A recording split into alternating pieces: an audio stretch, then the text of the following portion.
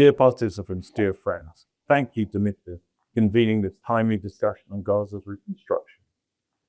The challenges ahead are immense.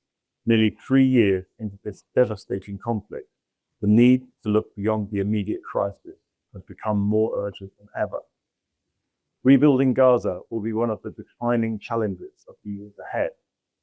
Not only about rebuilding homes, schools, hospitals, water and energy systems, it is also about rebuilding trust, institutions, and a credible political horizon. Without that, reconstruction alone cannot deliver lasting stability.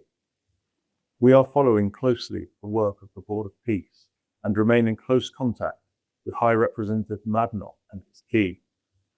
The EU's approach is rooted in 4 pillars: humanitarian assistance, where we are the largest donor; security, through our mission, EU-BAM-RAFA and EU-POL-COPS; governance, as the largest supporter of the Palestinian Authority and its reform program; and early recovery and reconstruction in cooperation with our international partners. Let me briefly expand on these. Firstly, the EU is the largest humanitarian donor to Gaza. We are mobilizing a coalition of EU member states and like-minded partners to coordinate early recovery efforts.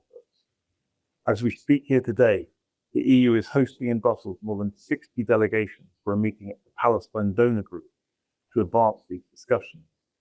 In parallel, we speak clearly about the continued need for Israel to facilitate unimpeded access to humanitarian actors, to reopen crossings, including by the Cyprus Maritime Corridor, and to reverse its decision on the NGO registration law. Secondly, the EU is the largest supporter of Palestinian Authority reforms, and we are working on our support to the National Committee for the Administration of Gaza as a transitional body until the return of a reformed PA.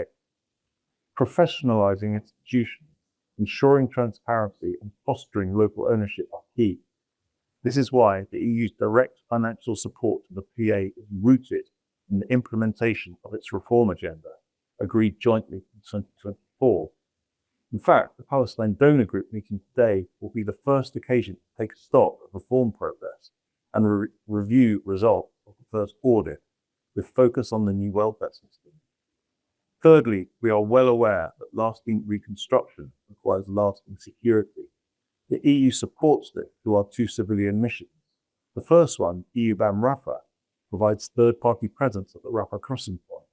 The second mission, EU-POL-COPS, focuses on support to the Palestinian Justice Institution and police, including possible support to Gaza's criminal justice chain, and perhaps, at the later stage, training of civil police for Gaza, should conditions allow. At the same time, sustainable reconstruction must go hand in hand with credible security arrangements that address Israel's legitimate security concerns and prevent Hamas from rearming or returning to power in Gaza. Ultimately, Gaza's recovery cannot be separated from a broader political solution. This is why the EU's engagement is not just about rebuilding Gaza.